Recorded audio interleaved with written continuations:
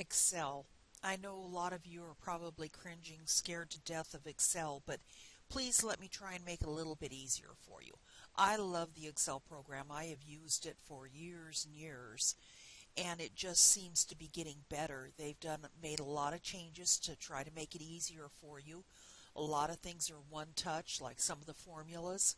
So let's try. But what I always like to do with my students is give you an example of one of the really easy ways that you can use Excel that can be fun for you. What I suggest that you do is that you pause the video now, well, in just a second, and split your screen between the video on one half and Excel on the other. And start and stop this video and follow along with me so you can practice on Excel. It'll really help you, and if you do this, when I'm doing this little exercise, it may give you a good start, give you some ideas of some of the things that you could do with Excel. So I'm going to go ahead and get started here, and let's look at Excel. Doesn't this top portion look a lot like Word? You have tabs up here, and you have the menus down here. You have the launcher buttons to where when there's more, like more to the fonts. A lot of these are the same. Look at here. You've got fonts, alignments, and the clipboard is the same. The others, the numbers one, the styles, cells, and editing, those are unique to Excel. So, and the next line here, this is the address line. And in Excel, you enter information, either data or labels. So if I enter letters, that is going to be a label.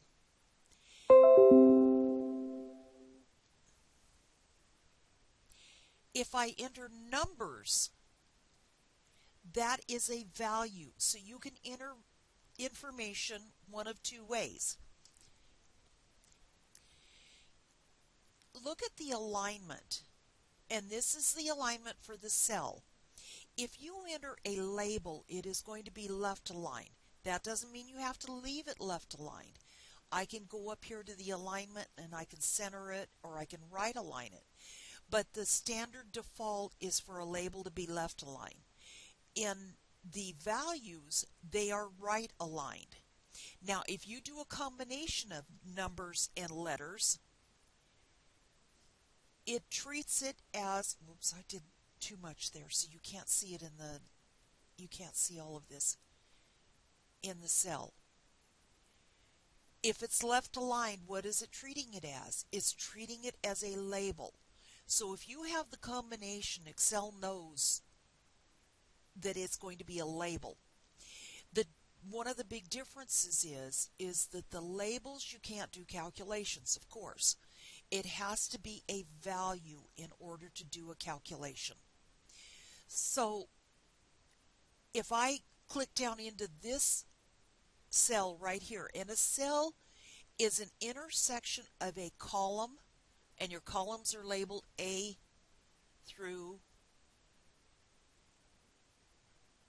if you go all the way over here, if you keep going over and over and over, see how it keeps going? It goes way over. So you can keep going. And how many rows? So a column and a row. The intersection is called a cell. So this cell, I could go up here and I could look and see it's in K column and it's in row 16. But that's the hard way to tell where I am on the spreadsheet. Look right up here in the address row. That says I am at cell K16.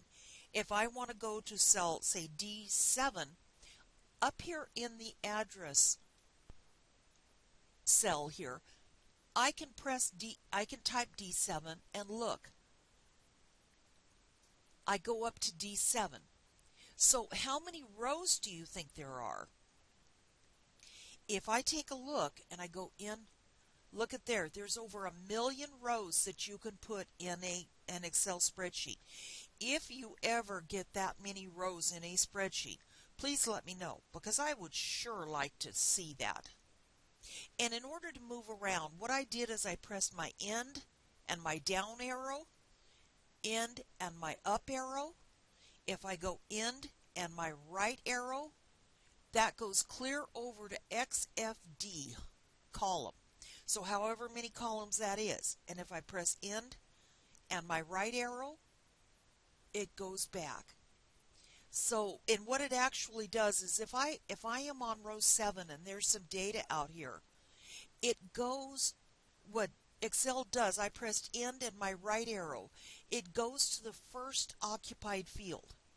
So if I'm over here and I press end and my left arrow, it goes to the first occupied field. If there are no occupied fields, it will go all the way over to the A column or all the way up to row 1. So that's one of the ways to move around. The next part of this is the formulas area. This is where you can type formulas, or else you will see your formula if it's up there. I mean, if you have a formula in the cell. If you don't, it'll have the contents of the cell. So all of these show in the formula area. And the bottom of the row, bottom of the spreadsheet is so much alike from what you've done. You can zoom in and out. In order to zoom in and out, you need to be in a blank field, not have a field active. See there, way in or way out. Down here, this is sheet 1. In a workbook, and you can have multiple worksheets.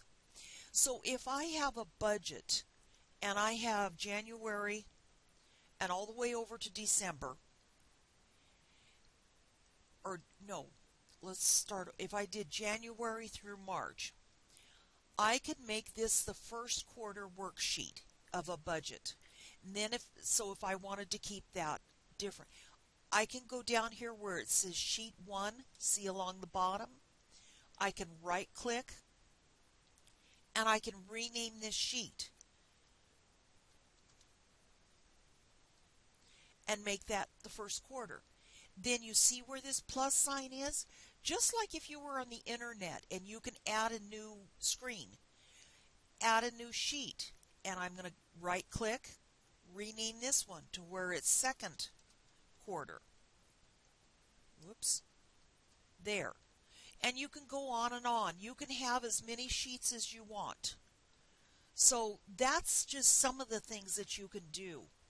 Now I'm going to close this and I'm going to open a new worksheet. Because now let's get into the fun part. Now that you know the real basics, I'm going to expand this a little bit so you can see it better.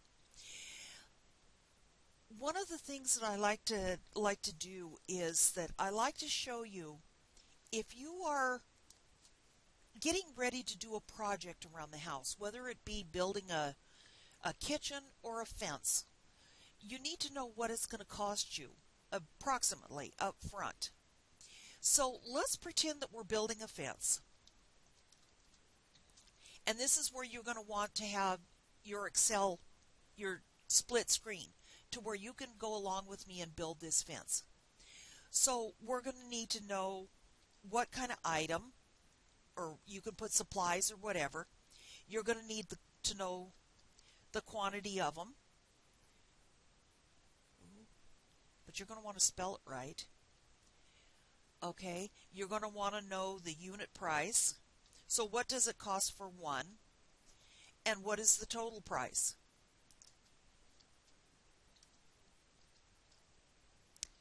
Okay, the first thing you know is you see these cells, how the letters run from one cell to another. If you go right up here and you see where the cursor, as I slide it over towards the E column, it turns into a plus sign with arrows. If I left click and hold that down, I can drag that over to where this cell is bigger. The same thing here on column number C. So I made those a little bit bigger. And when we get over here, we'll want to do that too. So what kind of items does it take to build a fence? Well, it takes the 2x4s. It would take the 4x4s for posts. How about the cement? And I'm just doing this lowercase because I'm just doing this real quick, but you know, if you're just playing around with this real quick, you could do it this way. You need the kicker boards, and I'm not sure what you call those, but that's what I call them. You're going to need the pickets. And what else? You probably need a hammer, or you probably have one, but I'm just going to add it here. You need nails or screws. After all the experience with my husband and I making fences, we've gotten to where we like screws. It's so much easier if you have to replace a board later on. I'm just going to go with these for the basics. Now, you see here, I probably want to widen this column. So once again, you see what I did. I went up here to the top, and between the A and B cell, oh, what happened there? If you go between the A and B cell and double click, it widens the column to the widest information that you have. So if we were going to make the 2x4s, let's say that we need 12 of them. The 4x4s for the post, we would probably need about 6. That's probably not enough. We'll probably need about 3 bags of cement. The kicker boards, we're making it about 10 feet. Well, no, we're going to make it a lot longer than that. The pickets, I'd say we need 25. And once again, believe me, I am just guessing here. We need 2 hammers because I certainly am going to get somebody to help me. Well, at that point, we don't need hammers if we have screws, so we would need screwdrivers. 2 screwdrivers. And screws, we probably need about 3 boxes of screws. How's that? That probably is really out of whack, but I hope you're getting the idea. You can do this for any project that you have. So the 2x4s, I think, are about $3.49. Don't quote me on the price. The 4x4s are probably about $7.99. Oops. $7.99. You see, when I put in the wrong information, I go back to that cell and I just retype it. The kicker boards, let's say that they're $6.75. My keyboard really is not working. Well, we made it $6.76. Screwdrivers, we're going with an electric type screwdriver. So say they're $26.25. Oh, now you see there that error that I made? I can double click in this cell and I can go over there and take my comma out. Now the screws, they're about $7.50 a box. Now, many of you probably say that would really be nice if they looked the same. You know, the 7.00 for dollars. Just like in Word, you can format these. And if I highlight the whole column, I can do it one of 2 ways, and I can highlight all of these cells. When I highlight more than one cell at the time, that is called a range of cells. And I can go up here to the number area, and I can expand that with the launcher, and I can say it's a regular number, or I can say it's currency. And the currency with a regular number is just 2 decimals, 1 decimal, whatever you want. You can also change it to no decimals. The currency is going to be 2 decimals, or once again, you can change it. It's going to have the dollar sign, and if it's a negative, it's going to be in red. So I'm going to click enter because it's going to format that whole area. I'm going to click OK. You see there how we got our dollars?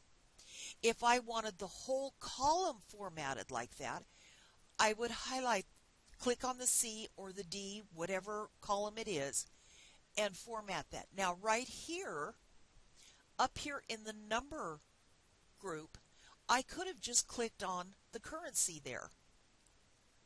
Okay, the dollar sign. Now the total price. Here is where people get really afraid.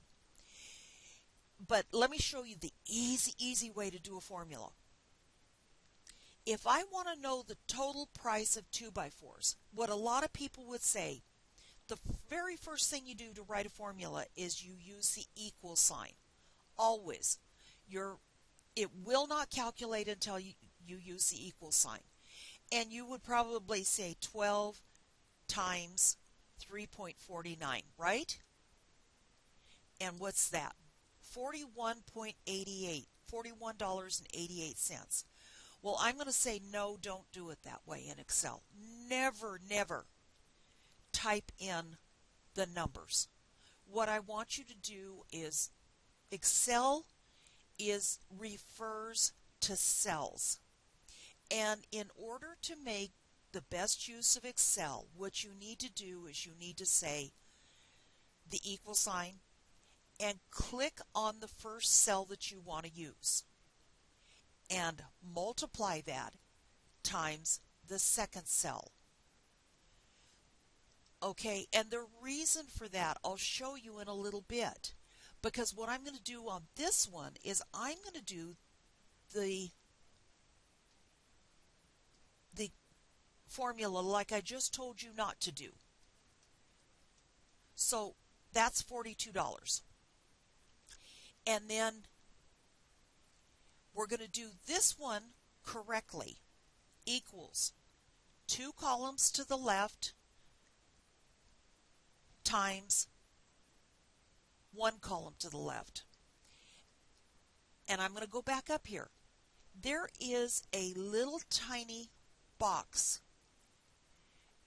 When you see this little box right there in the lower right hand corner, that is called the fill handle, and that allows you to copy, whether it be numbers or whether it be words.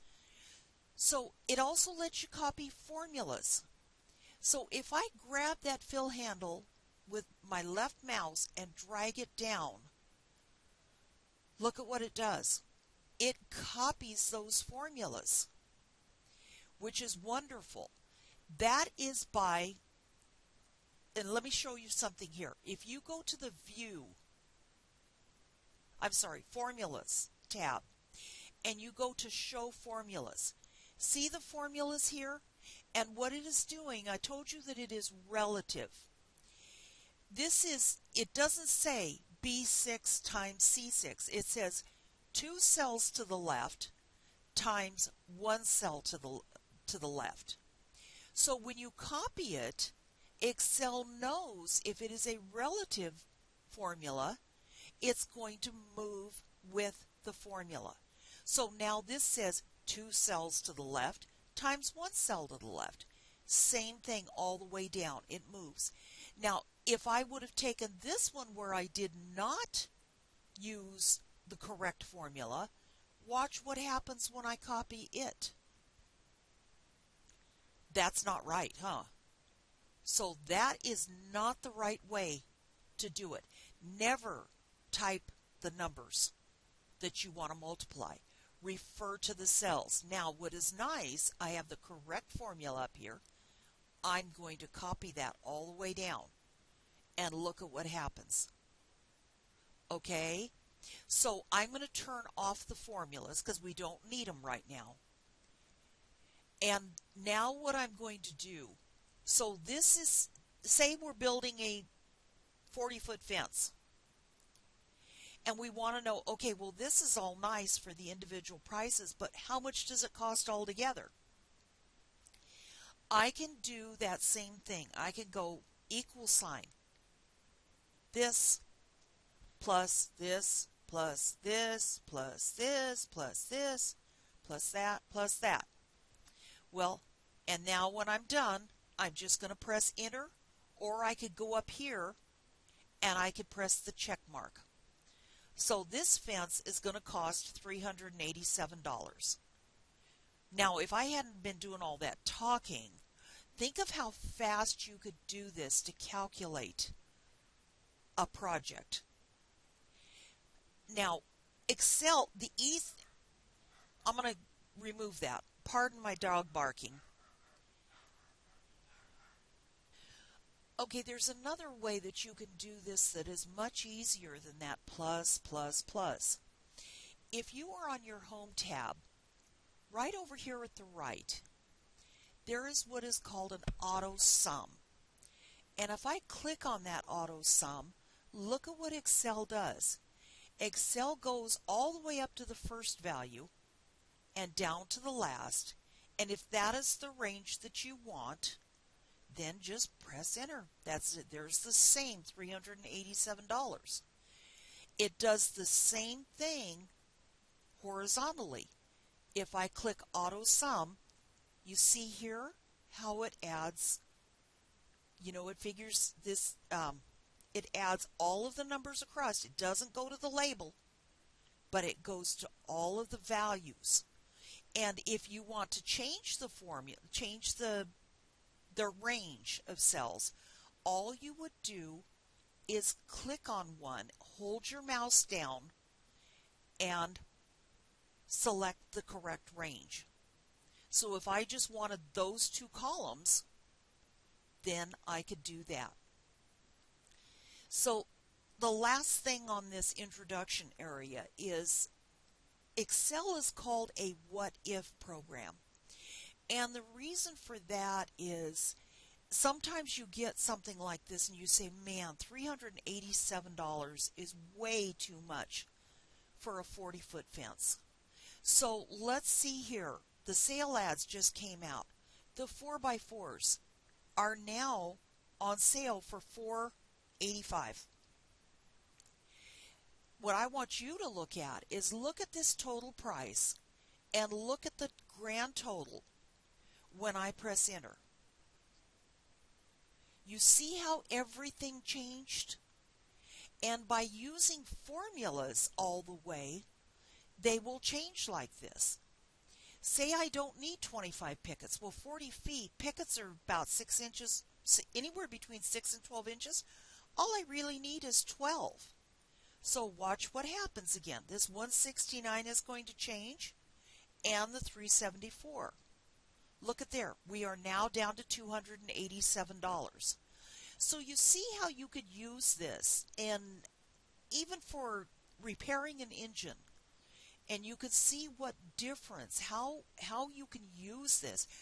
Now that's what you call what if. What if I find these on sale?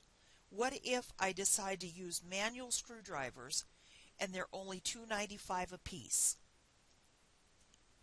$240. Or so any of these, any parts of the formula, since we have it set up in all formulas, you make any changes and it changes all of the calculations. It automatically does the calculations for you. So I just love to do this because so many students say, oh my gosh, that looks so easy.